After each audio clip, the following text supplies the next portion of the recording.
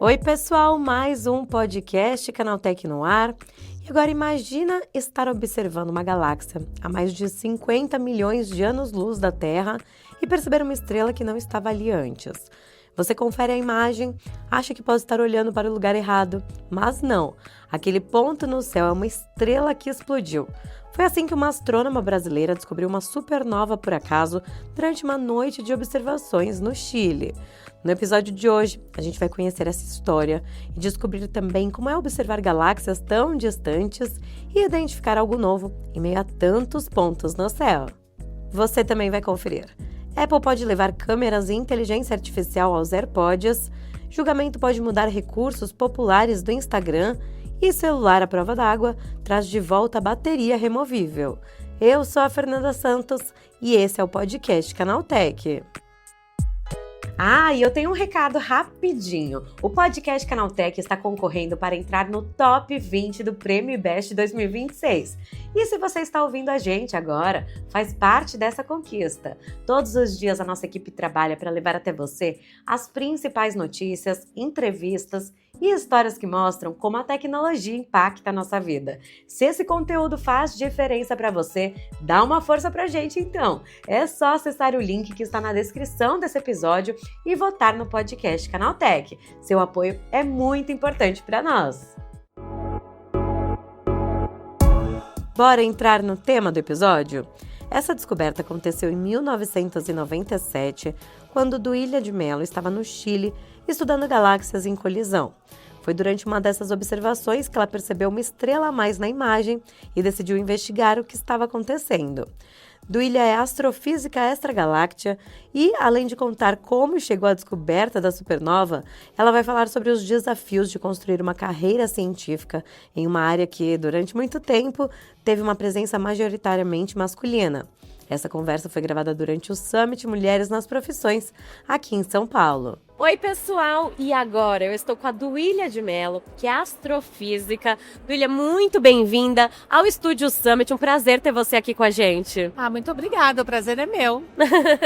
E eu queria começar com essa história que me contaram, que você foi a primeira mulher a descobrir uma estrela. É isso mesmo, gente. A primeira mulher a descobrir uma estrela que tinha explodido. Pois é, vamos voltar. Conta tudo pra gente, por favor. Então, eu sou a primeira astrônoma brasileira a descobrir uma estrela que explodiu em uma supernova.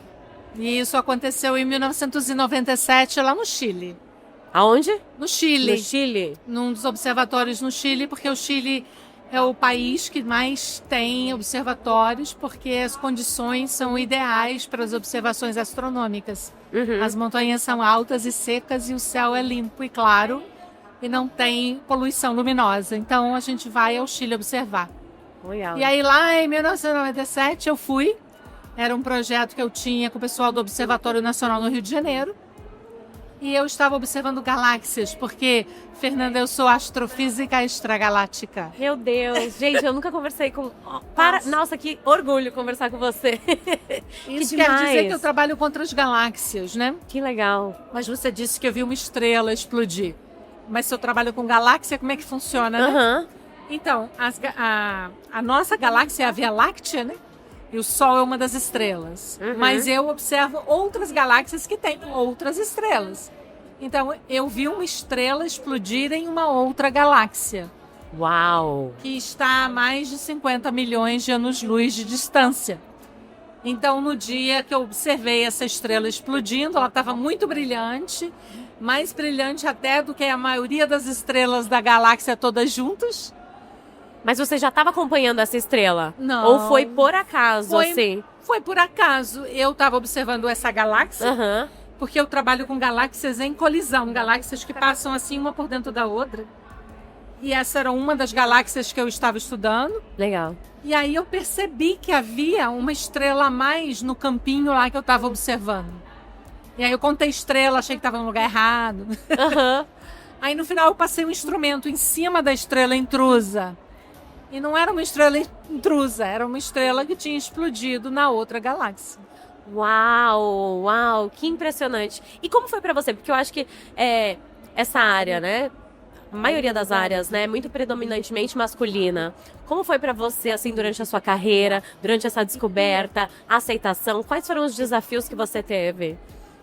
A astronomia, como a física, né, é uma carreira predominante masculina. A astronomia é um pouquinho menos do que a física, na verdade. Mas ainda assim ela é mais masculina. Para você ter uma ideia, quando eu passei no vestibular lá nos anos 80, éramos 20 e poucos alunos, 24 eu acho. E éramos 5 mulheres e o resto todos homens. Uhum. Mas você sabe que na minha inocência eu não me dei muito conta disso. Nós tínhamos muitas mulheres professoras na UFRJ. Então eu achava bom, né? Tinha as mulheres professoras. Mas aí depois que você faz a graduação, você tem que fazer pós-graduação. Aí é que começa a ficar mais predominantemente masculino ainda. E mais professores também. Uhum. É aquela história, né? Quanto mais sobe na liderança, sim, mais a gente vai menos sumindo. mulher, né? Então, e aí eu comecei a ver que tinha cada vez menos mulher. E quando eu fui ao Chile, na verdade, foi um choque, porque o observatório, que é um observatório europeu, quando eu entrei assim no refeitório, que tinha umas 100 pessoas, mais ou menos, só tinha homem. Uhum. Eu falei assim, gente, cadê as mulheres? Uhum. Então, é realmente muito impressionante, né? Você se dar conta de que realmente você é a minoria. Uhum.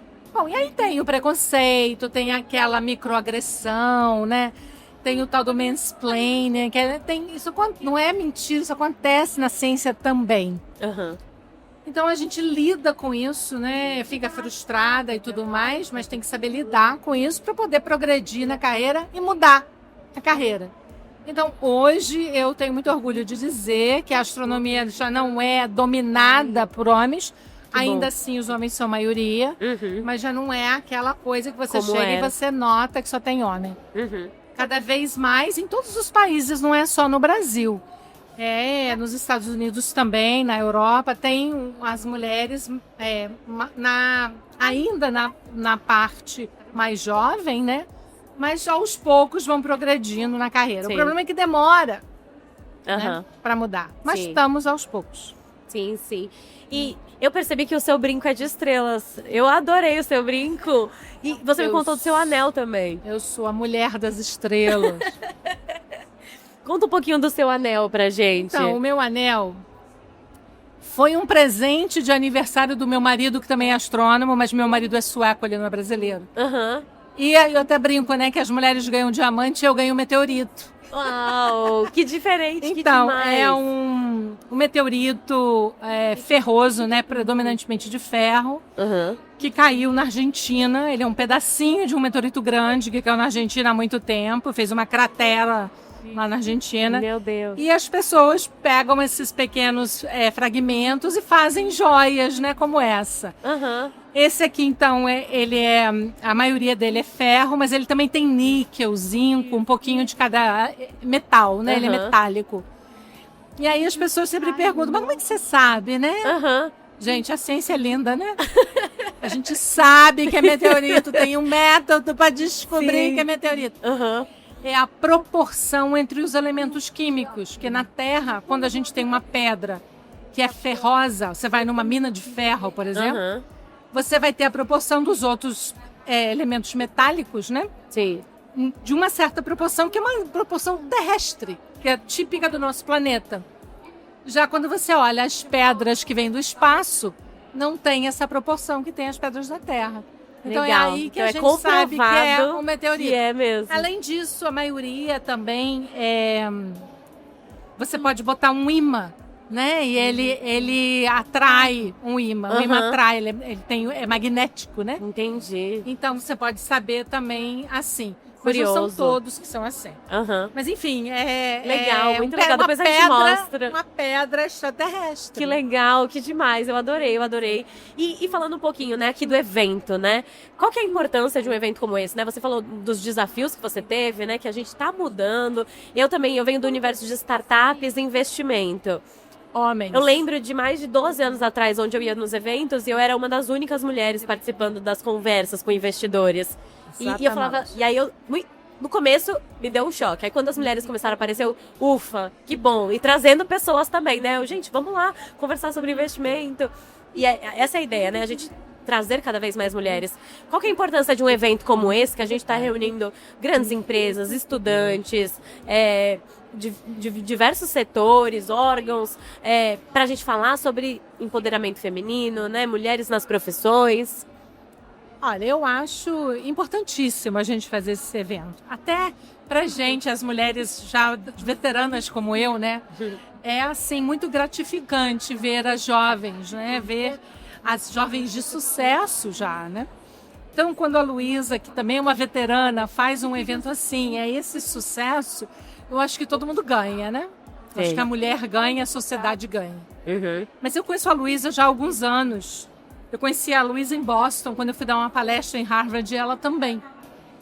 E eu não sabia, eu morei nos Estados Unidos, eu acabei de voltar, né? 29 Você falou, né? anos. 29 anos morando fora. E na época eu achava que Magazine Luiza era uma revista. Eu não sabia o que era. Magazine. E aí eu sentei próximo da Luísa no hotel, assim. E eu estava tomando um café e eles tinham um grupo com ela também. Eu pedi o açúcar, a gente começou a conversar. Aí ela conversou comigo, eu não sabia quem era ela, eu também não sabia quem era, mas ficamos amigas. Fomos almoçar juntas e ficamos o resto do congresso todos juntos. Que legal. E aí a Luísa deu uma palestra junto com outros homens, era tipo uma mesa redonda. Uhum. E eu vi essa simplicidade da Luísa, né? Arrebatar aqueles homens, ele botar os homens no bolso. Uhum. Eu falei assim, que inspiração, essa mulher que eu não conhecia, né? Que virou minha amiga, né? Que bom que eu virei.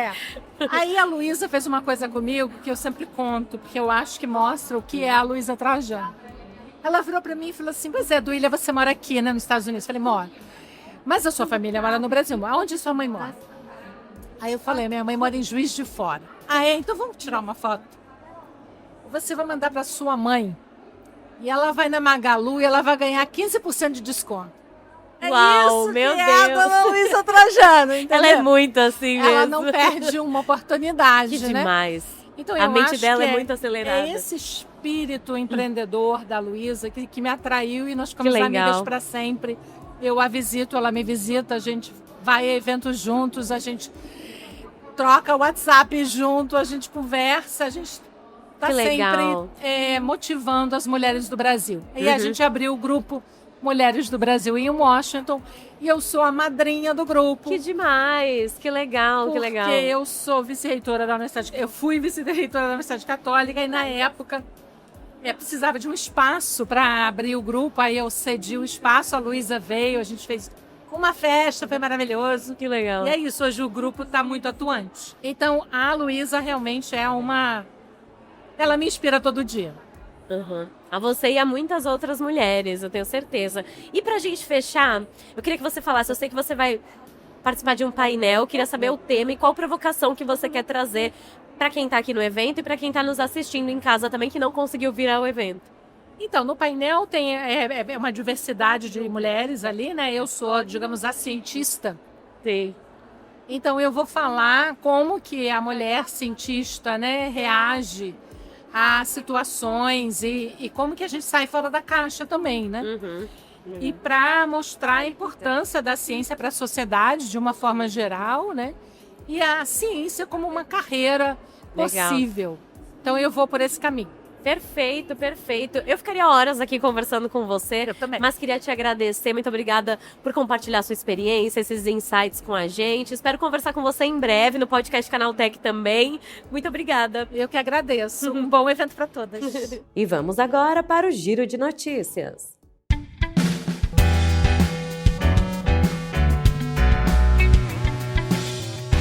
Os próximos AirPods podem ganhar olhos. Um vídeo encontrado nos arquivos de macOS mostra futuros fones da Apple com uma câmera embutida. Mas a ideia não é tirar fotos. A câmera serviria para reconhecer objetos e elementos ao redor usando inteligência artificial. Na demonstração, por exemplo, o usuário mostra um livro e os AirPods identificam o título. O recurso também poderá trabalhar junto com a Siri para responder perguntas sobre o que a pessoa está vendo. A Apple ainda não confirmou o produto, mas rumores apontam para uma possível apresentação em setembro. O Instagram pode mudar bastante nos Estados Unidos por causa de uma disputa na justiça. 30 estados americanos acusam a Meta de criar recursos que incentivam adolescentes a passar mais tempo nas redes sociais e aumentam a comparação com outras pessoas. Por isso, eles pedem mudanças que vão do fim dos stories e da rolagem infinita à retirada da contagem de curtidas e dos filtros que alteram a aparência. O julgamento começa agora, mas nenhuma dessas medidas foi aprovada. Se a justiça aceitar os pedidos, as mudanças devem valer inicialmente nos Estados Unidos. E quem lembra da época em que dava para abrir o celular e simplesmente trocar a bateria? A Cobot está trazendo essa ideia de volta com o King Kong Dura, um smartphone resistente à água e à poeira, mas com bateria removível. Ele será vendido com 2 baterias e uma base de carregamento. Enquanto uma fica no aparelho, a outra pode ficar carregando. E a proposta é aumentar a autonomia, principalmente para quem trabalha ou passa muito tempo longe de uma tomada.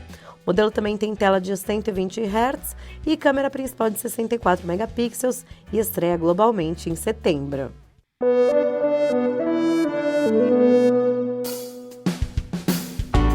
Então é isso, o podcast do Canaltech fica por aqui. Aproveite para seguir o Canaltech nas redes sociais e deixe uma avaliação no seu aplicativo de podcast preferido. Esse podcast foi roteirizado e apresentado por Fernanda Santos e contou com reportagens de Natan Vieira e André Magalhães. A trilha sonora é do Guilherme Zomer, a edição de Vicens Varim e a arte da capa é de Eric Teixeira. Você escuta o podcast do Canaltech de segunda a sábado. Até mais!